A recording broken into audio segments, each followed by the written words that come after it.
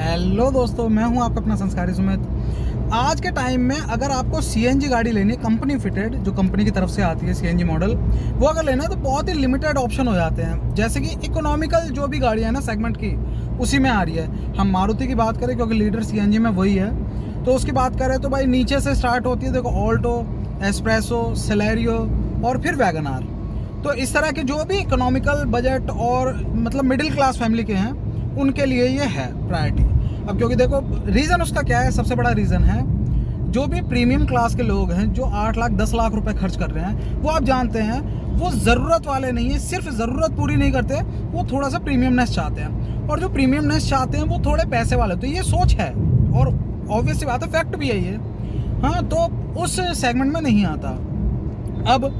अब अगर आपको कोई गाड़ी लेनी है, आपके पास जेब में थोड़े बहुत पैसे हैं, या फिर आप ये चाहते हैं कि यार गाड़ी लूँ तो थोड़ी अच्छी सी लूँ, जैसे कि प्रीमियम सेगमेंट i20 हुई, बलेनो हुई।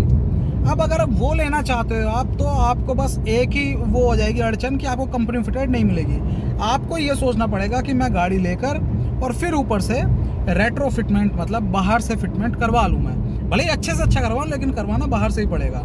तो ये मजबूरी हो जाती है। अब ब्रेजा है या बड़ी गाड़ी लेनी है, आपके यहाँ सड़क खराब है, रोड खराब है, आप लो ग्राउंड क्लियरेंस वाली नहीं लेना चाहते, ऊंची गाड़ी इको स्पोर्ट, ब्रेजा इस तरह की लेना चाहते हैं, तो वहाँ भी बंधे हुए हो आप, तो कोई ले नहीं सकते गाड़ी। यार दिक्कत सबसे बड़ी जो आज के टाइम पे है वो यही है। तो अब आप ये सब प्लानिंग करके आप कहते हो चलो ठीक है, मैं बलेनो, ब्रेजा या कोई भी स्टेप की गाड़ी, ऊंची गाड़ी, बड़ी गाड़ी वो ले लेता हूँ, और बाहर से मैं सीएनजी लगवा रहा हूँ। आप पूरा वो कर लेते हो, रीड एंड स्टडी वगैरह कर लेते हो गाड़ी लेने से पहले, क्योंकि प्लानिंग आपकी पूरी वही है। बजट भी आदमी वही सोच के चलता है कि हाँ मैं 50,000 ऊपर बाहर से लगवा लूँगा, वो लेते ही।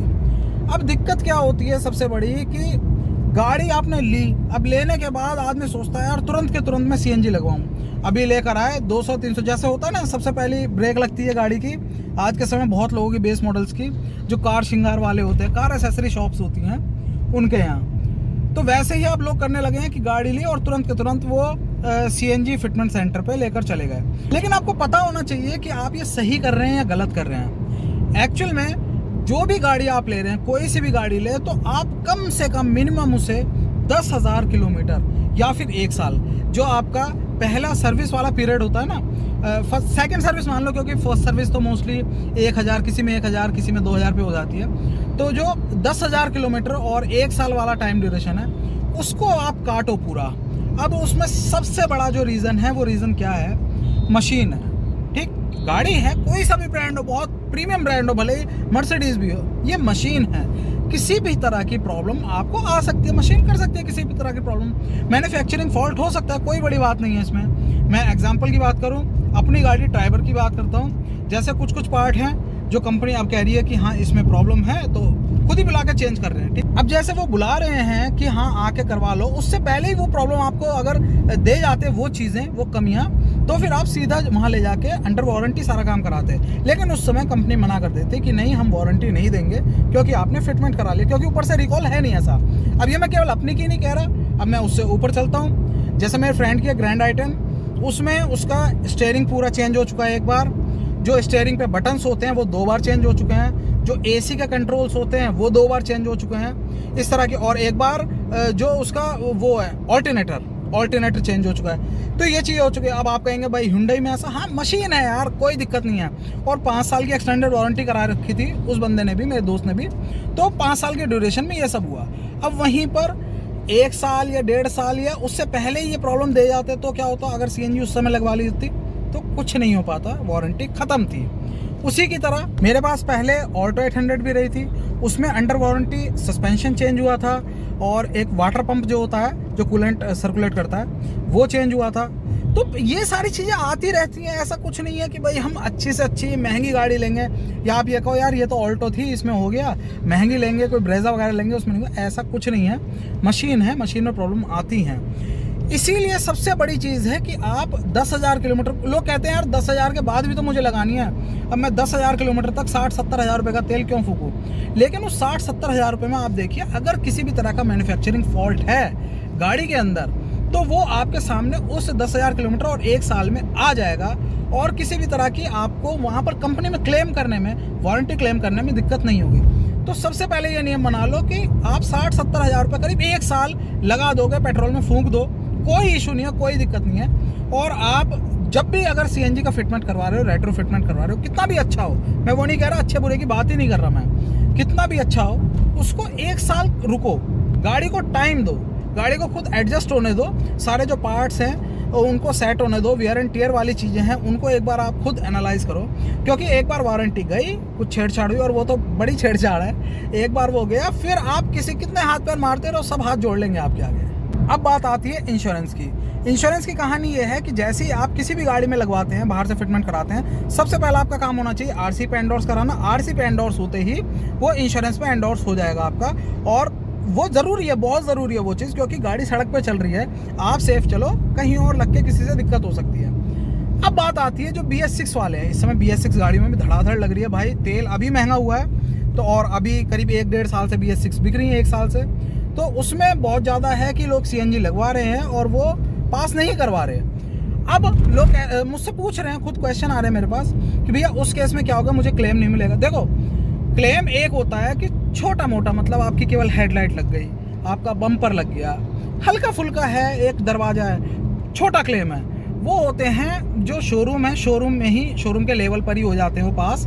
और 10,000 15,000 का अगर क्लेम है तो उसमें दिक्कत नहीं आती, इतनी आपसदारी में, गुडविल में हो जाता है। लोग भी कहते हैं, जो करने वाला वो भी कहता है कि भाई मेरी जेब से क्या जा रहा है, मेरे नंबर बन जाए, पॉइंट बन जाए, कंपनी से जा रहा है जो जा रहा है, वो कर देते हैं, कोई ज़्यादा दिक्कत नहीं आती। लेकिन भाई अगर आपको छोटा क्लेम लेना पड़ सकता है, मतलब छोटी कहीं बम्पर लग सकता है, दरवाजा लग सकता है, तो बड़ा भी नुकसान हो सकता है। हो सकता है कि गाड़ी कोई बड़ा एक्सीडेंट हो जाए, भगवान ना करे, लेकिन रोड है, अगर छोटा हो सकता है, बड़ा भी हो सकता है। उस केस में जब बड़ा जो क्लेम होता है, उस केस में जो लोकल सर्वेयर होता है वो नहीं सर्वे करता, बड़ी जब वैल्यू हो जाती है तो ऊपर से सर्वेयर आता है पीछे से। और कंपनीज आप जानते हो, कोई सी भी हो, कोई सी भी इंश्योरेंस कंपनी हो, जिन्हें पैसे देने पड़ते हैं ना, कोई सी भी किसी भी डिपार्टमेंट की कंपनी हो, वो पॉइंट ढूंढते हैं छोटे छोटे, और ये छोटा पॉइंट नहीं, ये बहुत बड़ा पॉइंट है। सीधा सीधा हाथ खड़े ऐसे करेंगे कि जी CNG लगी है, बात खत्म हो गई, उसी वजह से हुआ है। भले ही आप ये कहो कि भाई कोई कुत्ता आके मार गया था मुझे, या कोई दूसरा बंदा आके मार गया था खड़ी गाड़ी पे, वो कहेंगे ना ये लगा हुआ है, क्लेम होगा ही नहीं, आप कितना भी कुछ करते रहो, क्योंकि वो जो गाइडलाइन होती है, उनके टर्म्स एंड कंडीशन होती हैं, उनको आपने वॉयलेट कर दिया है, बस पॉइंट मिल गया। बड़ा क्लेम नहीं होगा, छोटे मोटे क्लेम आपसदारी में हो जाते हैं। तो ये हुई जो इंश्योरेंस वाला मैटर है, बहुत पूछ रहे थे इंश्योरेंस वाला जो मैटर है वो कहानी। अब आप में से बहुत लोग कहेंगे कि भाई ये सब छोड़ो, 8-10 हज़ार किलोमीटर बाद लगवाओ या पहले लगवाओ, वो सारी चीज़ें छोड़ दो, ये बताओ कि बाहर से लगवाना सही है या नहीं। तो देखो, इसका सिर्फ हाँ या ना में जवाब नहीं है, इसमें ये पर्सन टू पर्सन यानी डिपेंड करता है। अब मेन जो पॉइंट है, किस चीज़ से आप जज कर सकते हैं वो मैं बताता हूँ। ये गाड़ियाँ जो आज के समय में गाड़ियाँ आ रही हैं 12-12, 15-15 लाख रुपए की, मेरी बात कर लो, 8 लाख रुपए की जो गाड़ी है, ड्राइवर ही है फॉर एग्जांपल, ये वो वाली पहले वाली गाड़ियाँ रही नहीं भाई। इतना इसमें जितने ज़्यादा फीचर्स हो गए हैं और जितने ज़्यादा इसमें इलेक्ट्रॉनिक्स हो गया है आइटम सब, तो उतनी ज़्यादा प्रॉब्लम की गुंजाइश बढ़ जाती है। ये चीज़ ब्रांड पे डिपेंड नहीं करेगी, कोई सा भी ब्रांड हो आपका, मैं ब्रांड का नाम ही नहीं ले रहा, कोई सा भी ब्रांड हो, ये दिक्कतें आती रहेंगी। इसीलिए मैं पहले एक वीडियो बना चुका हूँ जिसमें मैं कह चुका हूँ भाई एक्सटेंडेड वारंटी भी ज़रूरी है। उस समय आप गाड़ी ये समझ लो 10-12 हज़ार महंगी ले रहे हो, बस इतना मान के चल लो, लेकिन एक्सटेंडेड वारंटी भी बहुत ज़रूरी है। और वो मैं किस पॉइंट के लिए कहा था, सिर्फ इसी पॉइंट के लिए कहा था कि अगर आपके गाड़ी में किसी भी तरह की दिक्कत, देखो मैं बताता हूँ, मैं अपनी आप बीती बता रहा हूँ और किसी की नहीं। मेरी गाड़ी में स्टार्टिंग में ही 8-10 हज़ार किलोमीटर हुए थे RXT में, स्टीरियो में सी जैसे साउंड आ रही थी एक, ठीक। तो क्या किया, अब ये वैसा तो है नहीं बाहर का कोई वो वर्कशॉप वगैरह कि भाई खोला और उसे सोल्डर वोल्डर करके मतलब रेक्टिफाई करने लगे, ठीक, सीधा पीस रिप्लेस होता है। और भाई गाइडलाइन भी यही है कंपनी की।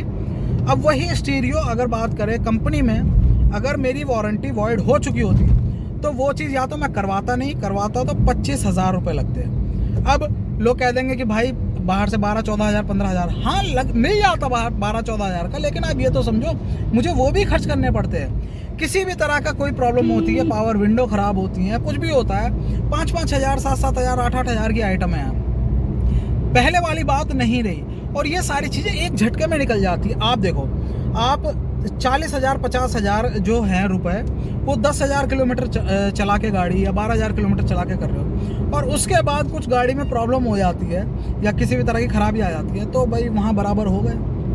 तो कहने का मेरा मतलब, और वही चीज़ इंश्योरेंस में हुई, आपने बढ़िया लाख 1.5 लाख रुपए बचा लिए सीएनजी पे चलाते हुए, और एक दिन एक्सीडेंट हुआ, कुछ आगे का डैमेज हुआ। और आजकल तो ऐसा हो रहा है, छोटे छोटे जो आप जीरो डैप इंश्योरेंस वाले हैं जिन्होंने क्लेम लिया हो, वो अपनी गाड़ियों में देखो जो बिल बनते हैं, लाख 1.5 लाख से कम तो बनता ही नहीं है छोटी छोटी चीज़ों में। या 25-25 हज़ार 30-30 हज़ार की तो एक एक लाइट आ रही है इस समय, ऐसा सिस्टम हो गया है। तो फिर ये चीज़ आप मान के चलो कि आप अगर क्लेम भी वॉइड हो जाता है आपका, तो वो एक झटके में लाख 1.5 लाख जो बचाए हैं वो आपके तुरंत के तुरंत वहीं जेब से भरने पड़ जाएंगे, या फिर बाहर से काम करवाना पड़ जाएगा, लेकिन दिल दुखेगा, ये चीज़ पक्की है।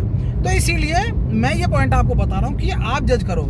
जो डर के आगे जीत है वाले बंदे हैं कि नहीं यार देख लेंगे हम, सेफ चल लेंगे, वो बिल्कुल लगवाओ, कोई इशू नहीं है उसमें, और गाड़ी बढ़िया चले तो बहुत ही बढ़िया है। और अगर जो बंदे ये सोचते बहुत ज़्यादा मन का डर रहता है ना कि बार बार रिसर्च कर रहे हैं, वीडियोस देख रहे हैं, करें ना करें, करें ना करें, गड़बड़ तो नहीं हो जाएगी, तो वहाँ पर भाई मन का डर सही हो ही जाता है। और वहाँ पर फिर एक बार ये मौका ज़रूर आ जाता है जब आप रिग्रेट करोगे, यार मैं इसी चीज़ से डर रहा था, ये हो ही गया, गलत डिसीजन था। तो ये अब आप लोगों के ऊपर है, जैसा आप लोग समझें, जैसा आप लोग सोचें, वो कर सकता है। लगवा रहे हैं लोग, बिल्कुल लगवाइए। मैंने सिर्फ आपको जो ड्रॉबैक्स, जो प्रॉब्लम हो सकती है, ड्रॉबैक भी नहीं, जो प्रॉब्लम हो सकती है, इश्यूज हो सकते हैं जिनको नॉर्मली नेगलेक्ट कर देते हैं, इग्नोर कर देते हैं, बाद में सामने आती है, तो वो चीज़ एक बार पहले देखना, मना नहीं कर रहा, बिल्कुल लगवाइए।